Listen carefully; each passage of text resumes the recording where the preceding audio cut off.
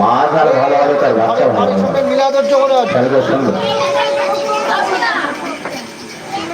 বড় সাহেবের ঘটনা শুনে গেছে? হ্যাঁ, বড় সাহেবের ঘটনা বলবো। বড় সাহেবের ঘটনা শোনো। মা কিরম ছিল, বাপ কিরম ছিল। সামান্য একটা ফল ভেসে যাচ্ছিল সমুদ্র থেকে, সেই ফলটা তুলে খেয়েছিল। খেয়াল করে শুনবেন, ছোট্ট করে বলছি, বড় গল্প। তো খাবারের পরে খালি পেটে খেয়ে যেত, যন্ত্রণা শুরু হয়ে গেছে। তো আল্লাহওয়ালা কিরকম, আল্লাহ থেকে ভয় রাখো।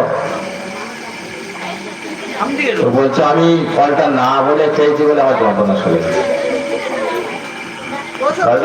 না বলে খেয়েছি বলে আমার যন্ত্রণা শুরু হয়ে গেছে। আমরা কি করি, গাছ, লোকের গাছ থেকে ফল ভেঙে নিয়ে চলে যাচ্ছে। এটা লাউ ভালো দেখছি, লাউ হয়েছে, খেয়ে নিয়ে চলে যাচ্ছে। হ্যাঁ, আমাদের ছেলে কি হবে, পিসায় হবে? ওই মায়ের ছেলে পিসায় হবে।